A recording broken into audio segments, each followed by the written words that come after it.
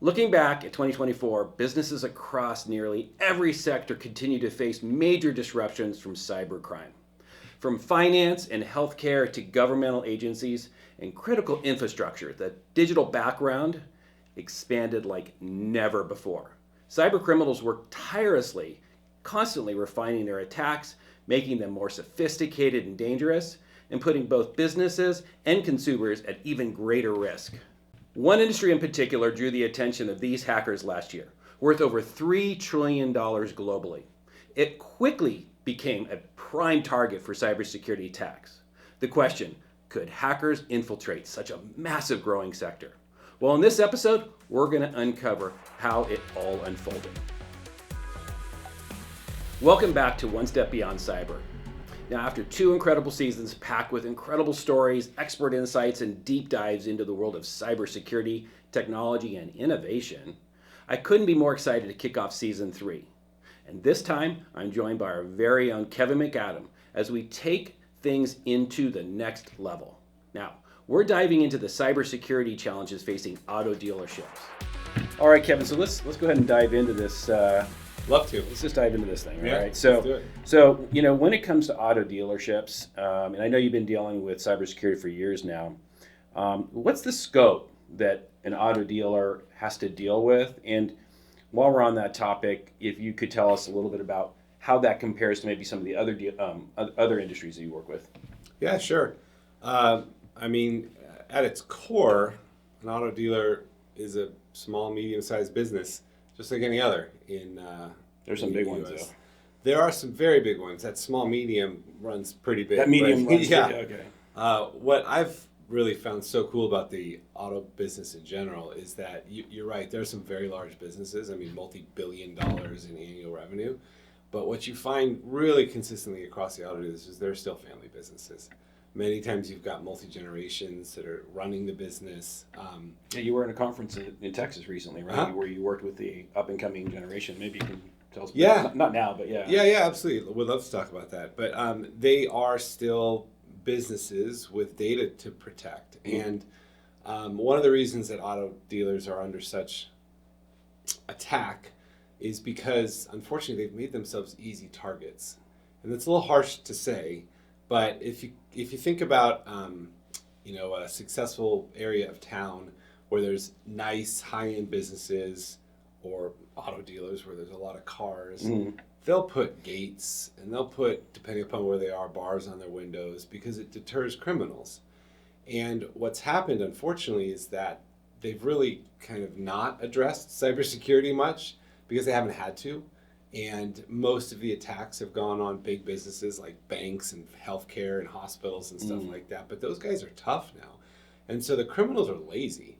They're going to go to the easy targets. And unfortunately, most auto dealers haven't kind of done the same protections or anywhere close to the same protections as those bigger companies because they haven't had to. And so they've become, unfortunately, easy targets, which is why they're under threat a lot. Is this a bigger threat than, at night when they're closed, somebody coming in and stealing a car? I would say yes, because if somebody steals a car, they steal a car. Right. And the cyber criminals, if you look at the kind of progression of cybercrime in automotive over the last several years, it's growing at an exponential rate. This year, it was predicted a year ago to be over 500 billion, half a trillion. I was getting those numbers right. For just auto or? Just auto. And I think they've already exceeded that. They've had one of the largest breaches, one of the main systems that runs auto dealers' businesses, 15,000 businesses, auto dealers went down. But, we know for a fact that in December now, auto dealers have seen a 155% increase in cybercrime compared to last year. And last year was a record. And the year before that was a record. So it really is an exponentially growing problem, costing them. Right. The industry itself probably over, I don't even know. Yeah, lots and lots of money. And if you think about the loss of a car, A, they're insured for it, but B, it doesn't damage your reputation, right? Such a good point, because a lot of these, back to the family business side of these, a lot of these auto dealers are fiercely entrepreneurial. Oh. And they're the type that'll say screw those criminals, I ain't paying that ransom, you can shut me down. all go manual. A lot of them did, right? A lot of them did. They pull out wrote their paper 6-shooters or receipts for something? like 6 weeks because Yeah. their systems were down, which is amazing. It's kind of the entrepreneurial spirit that you love love it. in American Yeah. businesses. And they have that, but the unfortunate truth is that 84% of consumers surveyed said if they had their data breached in an incident, they would no longer do business with or buy a car from that dealer. And you have to let them know. It's like a requirement. Auto dealers, a lot of them don't realize why they're so regulated by like the FTC. The reason is they have all the financial information for doing auto financing, as well as all the personal information, driver's licenses, yada yada. There's a lot. They're actually in the same category from a regulatory perspective as financial institutions because of all that. So you've got these banks that have done a really good job of protecting themselves from a cybersecurity perspective, and then you've got auto dealers who, a lot of them, I'm not going to lie, don't even have basic commercial grade antivirus in them. Some of them, Little so they're firewalls, maybe, right? they're very, very easy Yeah. targets. All you got to do, I tell them this, is just make yourself a harder target than the guy down the street, and they'll go to the guy down the street. You know the old what's saying, right? If a bear is chasing, you just have to be faster than. You just got to be faster. That's right. Than the slowest That's person, right. right? That's Yeah. right. So do you feel you've shared with us why you think auto dealerships are such low hanging fruit for? That's an interesting one. Okay. I've been digging into that one for a while with some of the major auto dealers or minor auto dealers. I think one of the reasons is that they grew really fast in terms of endpoint count. So the number of computers that sit in an auto dealership is large. There's a lot of them. I mean, if you think about walking around, you've got the reception area, the sales area, the parts area, the service area. Every desk has a computer. And they're vacant lots of times. A lot of times they are, aren't they? I mean, just think about walking around an auto dealer. Yeah, that's what you see, right? You see open offices, you see, and yet some of them even do it from an aesthetic. Like I've talked to some auto dealers that want a computer on every desk because it provides an aesthetic that looks cool. Unfortunate thing is every one of those has to be managed and maintained. And most of the auto dealers that I've talked to, the way they handle their IT is they either have somebody internal who was probably the parts manager because they were the one that dealt with the computers to order the parts that became the IT guy, or they have some kind of an external traditional IT guy. And the reality is they're trusting, again, very entrepreneurial. They don't want to get involved with this stuff. So they're like, I'm just going to trust that my IT guy's got it handled, not really stopping to verify that the security's done. Yeah. Yeah, it's interesting. Yeah. Not to mention, like every one of those computers, sitting there, even if they're not being utilized, could easily be attacked, right? Because somebody sits down, puts a USB drive onto one of those, Oh yeah. And they gain access to their network, and so they need to lock all that down. They're not thinking with that. They're not. They're really not, and they're thinking with. Like I said, I mean, I actually this point of conversation usually resonates with an auto dealer. As I say, you have to have some type of skilled labor that works on your, highly advanced cars. These cars nowadays. These cars need, you can't you Crazy. plug them into a computer. You got to have somebody that knows how to read them and all that kind of stuff. You have skilled labor. You need the same thing from a security perspective. Like if you go to a bank or a financial institution. Even from like a regulatory standpoint, they can't have the people doing their information security even reporting to the same people that do their information technology, their IT, because it has to be separate. There has to be, you can't check your own work. And so they don't, most auditors don't know or consider that. And I think that's one of the other challenges. So you've got, like you said, physical security, you've got the different tools that are there to deploy them, and just like the vast number of surfaces that can be attacked, computers. Yeah, no, it's so true. So they have lots of attack vectors. Lots of attack vectors. They may or may not have, basic security protections in place, and some may, many do, some, right? Some may, many don't. Okay. They don't. A lot of them don't understand it, so they don't understand the investment required on it. So there's definitely there is a thing that they're easy targets because of that. Yeah, they're also very visible targets if you think about it. They're huge. What's one of the most advertised industries when you're auto, right? You're always hearing on the radio, on the TV, popping up on your browsing. And so many are owned by celebs. They are. They're just very. They're very visible, Yeah. and you know that there's a lot of money running through them because they're selling big ticket items or something. They're very visible targets. Yeah, it's interesting. Yeah. So when it comes to phishing, social engineering, anything in that sort of realm, do you see that the dealerships have a greater risk? Yes. Part of it is because, like I said, there's a lot of employees and endpoints. So the phishing risks become greater. And they also deal with, they move a lot of money around and a lot of personal data around. So if you're like a salesperson trying to sell a car and get financing, some of the things that you need are their driver's license, their social security number, and how you get that. Like, it's actually fairly tightly regulated, but not tightly followed yet. Those regulations from FCC came down a couple years ago. So things like, allowing a salesperson to tell the consumer, hey, text me a picture of your driver's license. I mean, salesperson's trying to sell a car. But if you think about that for a second, that's some pretty valuable personal information that's now completely wide open. And there's just a lot of that. Or then like moving money. Like there's a lot of vendors and a lot of parts and a lot of money moving in. So wire fraud is a real issue with the phishing side of things. Yeah.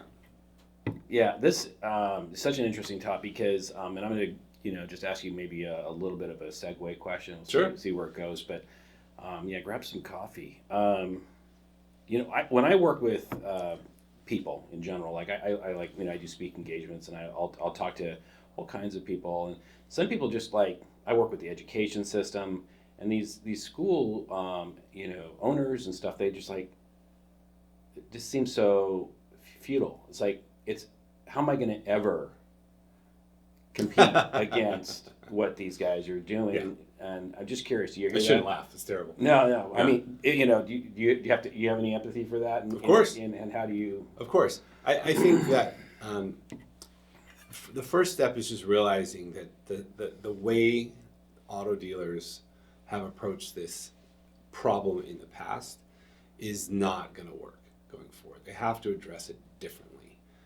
There is something that I don't know a ton about, but I know is a big issue. I know enough about it to talk about it, but there was an incident several decades ago with auto dealers, and it had to do with fuel tanks.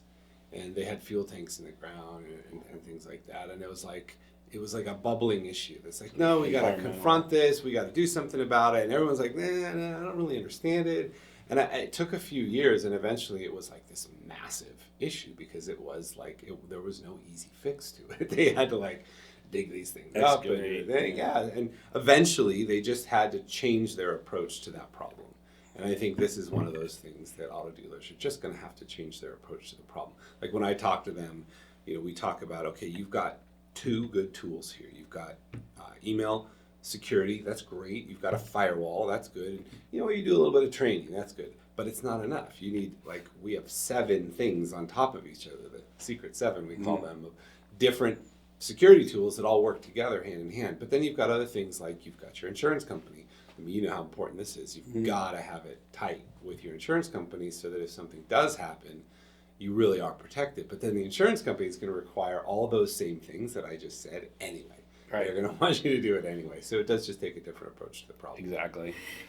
Yeah, and it doesn't negate the fact that individuals they need to protect themselves as well, right? So I know we're talking about auto dealerships, and we'll stay focused on that. But maybe you come back and we'll talk about how people today should protect themselves and things. Sure, like that. That'd be fun. Of course, yeah. So let's talk about dealer the DMSs, the dealer management systems. Right. There's a couple big players out there. It's like 3 of them that take up vast majority of the market. Yeah, and so what risks are involved, at a high level for dealerships, if they're on one of these 2, 3. Yeah.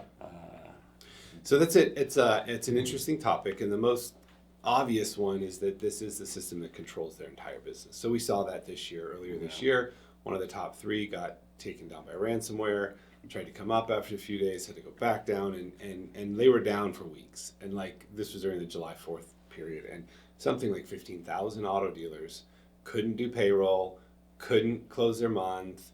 They were writing hand tickets for sales. A lot of them just closed. I know dealers just shut down and said, I'm going to have my insurance. Yep, they just said, no, forget it. I'm going to have my business interruption insurance take care of this stuff. Wow. It was, they can't do anything. It runs everything. Yeah. It runs the whole business. So that's a clear and obvious risk there, is that you have a single point of failure.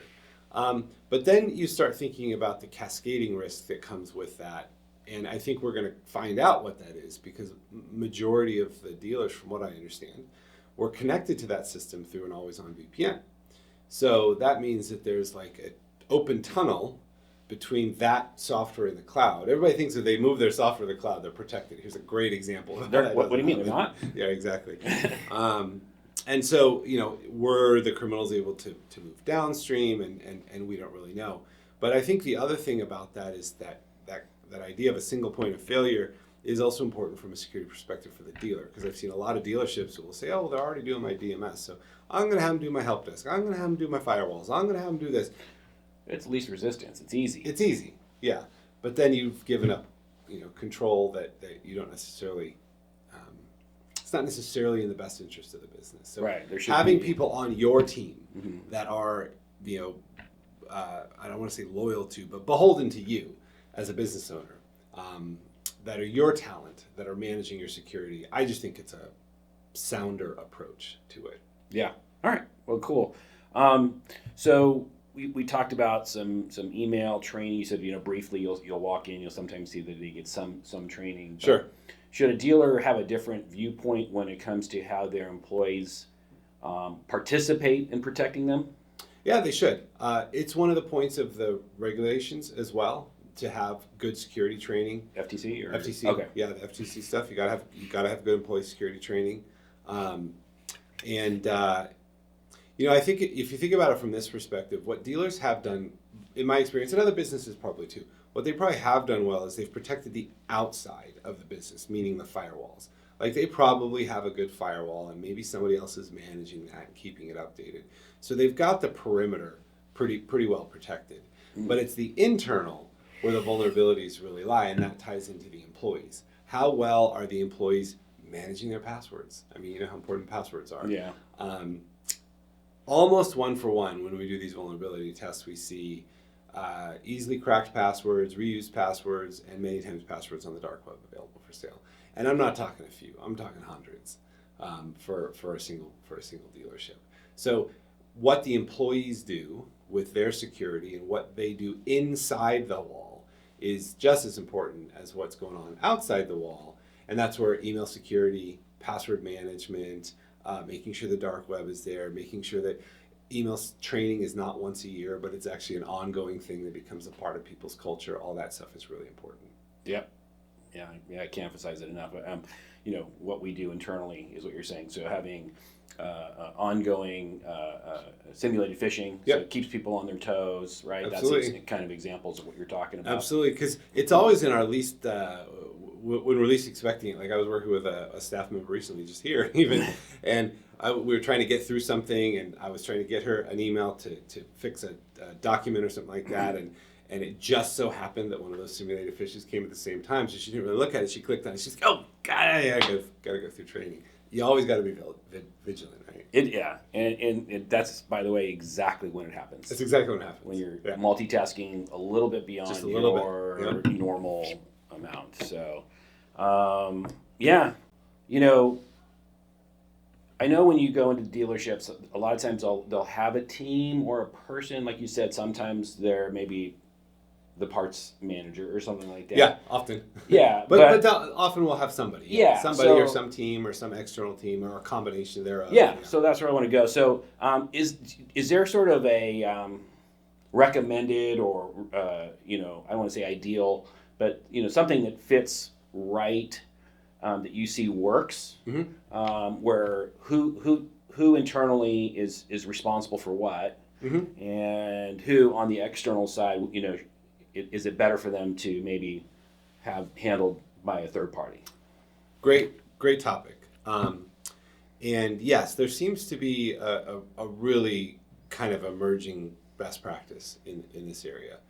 And as we said earlier, dealerships have a lot of computers and a lot of employees and sometimes a lot of locations. And they need someone, I've seen someone that can be there. Just be boots on the ground, as they say. But that person is usually multitasked with other things, and they're not the security expert. So what I've seen as the best practice, and we see it again and again, is to get professionals that manage the security that work with the professionals that manage the day-to-day in the dealership. And that seems to work really well. There was a client we were working with recently who had pretty large dealership, 450 endpoints or terminals, but they had tried to do it all. And so they had somebody internally that was a director level, and then 2 help desk, and somebody trying to do security. And it was just, that's not their business. They sell cars and service cars, and they're really good at that, actually. And their security was lacking because they didn't have the expertise. And so they brought us on to outsource security, but what they found out that they could do is they could actually reduce their overall spend because they didn't need all those people. And so they actually became much more secure, like proven much more secure through testing, but they also, believe it or not, reduced their actual total spend on that. Yeah. Yeah, and when I work with people, a lot of times they'll determine a value of some service based on actually how much they see usage of it. Right. And I always have to sort of share the viewpoint that what we do is very similar to, say, medical insurance or car insurance. You never want to use it. Yeah. So if your employees aren't calling in for a bunch of support, if your systems are running well, if you're passing compliancy regulatory requirements, then your money is being well spent. Have you had to? Absolutely. And I think you absolutely see that. You see also if you're managing certain things well proactively, then you'll have less on a reactive basis as well. And it just gets done better. You mentioned compliance. This is something that we see a lot also where, just because Auto's great because there's some softwares out there that do compliance to FCC really well. I mean, like, they are amazing at this.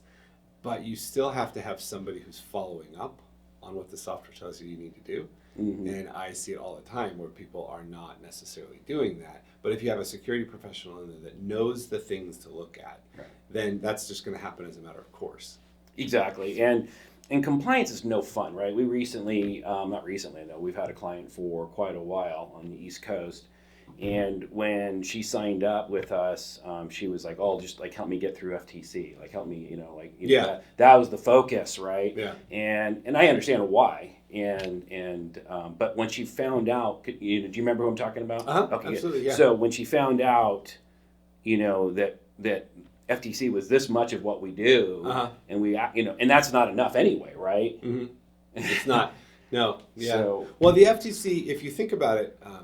Just logically, why did the FTC, the Federal Trade Commission, they protect consumers? They came in there not to protect the dealerships. They came in there to enforce rules on the dealerships that protect their customers. right. So their whole viewpoint is not to protect the dealership. Does it happen yes, to a degree, but that's not the focus or the purpose on it. So yeah, there's a ton more that a dealership should be doing to protect themselves versus the compliance, which says you've got to protect your customer data. I'll give you a very clear example on this. We do these vulnerability tests, as I mentioned, and we'll find personally identifiable information. Guess what? It's not the consumer information. I've seen tax returns and 401ks of the employees and the ownership. It's still personally identifiable information. It's still unencrypted sitting on the drives, and they're still probably FTC compliant because it's not their consumers. I don't know that. I'm not a compliance expert, but I know the perspective is protect the consumer versus protect the dealership and the dealer principles. And we look at both. Yeah, and exactly. So for me, when I'm talking to people, it's like, look, compliance costs are no fun. I get it. Right. But don't lump everything else that's being done for you into, oh, these guys are our compliance guys. Correct. Like we are protecting, your baby. We our job is to try to help make sure no harm comes on you and your staff. That's right. Right. And FTC alone, and FTC is great. I'm not saying that's bad. I'm just saying alone is not enough. So you really, yeah. Anyway, you said that. One of the great compliance softwares in automotive that I love working with. You should probably have them on the podcast. Actually, it'd be great. Okay. But they had an analogy when I first started working with them that was just perfect, and I use it all the time. Okay. They talked about like when you're buying a house. When you're buying a house, you bring in an inspector. An inspector is going to make sure that the house is up to code, and they're going to give you a report. And that report might say your roof needs to be replaced.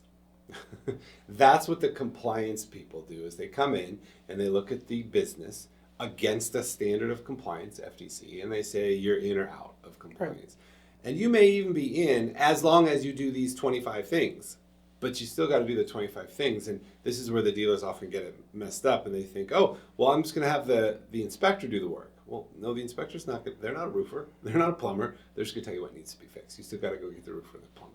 And that's where having the security experts come in to execute on the findings is really critical. It awesome. goes hand. That's a great analogy. Yeah, that's good. I wish I could take credit for it. It's not mine.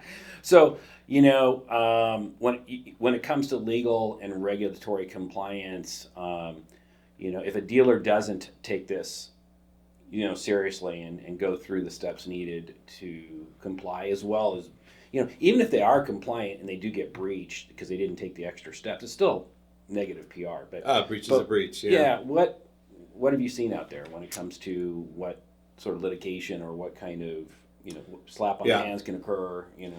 Well, the first thing I'll say is, and I say this, I'm not the compliance expert, nor am I the legal expert, but I've done work with both of them, and I think no matter how you look at it, and whether I talk to the compliance guys or whether I did a webinar this last week with one of the largest law firms on the East Coast that specializes in post-breach litigation, all of them come back to protect yourself first. And it's a lot of the same stuff that we want to talk to people about, protect yourself first. But that being said, I did just get off a webinar with a lawyer who talked about this. There were a couple points that surprised even me. One was the actual cost of litigation and follow-up. And I mean, we're talking like hundreds and hundreds of thousands of dollars. They had like a small law firm. It had like 18 or 27 people or something like that. It was not big. $3 million in overall costs from a breach when you looked at all of it. But one of the things that really surprised me, there was a law, and I don't remember it because I'm not the lawyer, but there was a certain law that's being used, and they called it the Martha Stewart law, because we all know Martha Stewart, and Martha Stewart went to prison, right? Yeah. And everybody thinks she went to prison, including me, for insider trading. She actually didn't. She beat that charge. What she went to prison for was lying to a federal officer, a federal investigator. And if you think about your compliance, even like your insurance compliance, if you falsify a statement on your compliance report or your insurance report and the investigators come in and you do have a breach and investigators come in and find out that you said you have multi-factor authentication done this way and you didn't and you were breached, they're actually prosecuting on that same law that put Martha Stewart away for lying to an investigator, lying on a form. Jeez. Wild, right? Yeah, that was one that I hadn't thought about. So there are consequences to not taking this seriously. Man. All right. Well, this has been really, really cool. So let's wrap it up with this one. What proactive steps do you think or do you recommend dealerships take? First one is get a vulnerability test done. Just find out. Just get a test done. See where you are. Maybe you'll come back great. Peace of mind. Good. You have to do it anyway for FTC compliance, so you might as well do it. But that's the first step. Get a test done. And they can do it themselves, right? And that. No. That was a setup question. Yeah, okay, good. I was going to say, no, I don't think so. No, bring in a third party. Bring in a third party. Absolutely, bring in a third party. And there's a reason for that. What would you... Well, the first reason is what I said earlier, is you can't have the people doing the work checking their work. That's it. That's it. And it's not even that they might not even be nefarious, right? They just might not be competent. Or as you were hanging out with somebody earlier this week who clicked on something they shouldn't click on, they're just too busy. These people are too busy. Yeah, and it's impossible to not be biased. Come on, like it's impossible. You're almost kind of telling on yourself, right? Exactly. So, you're not going to be unbiased. So get a third party. Get third party vulnerability assessment. Not just the outside.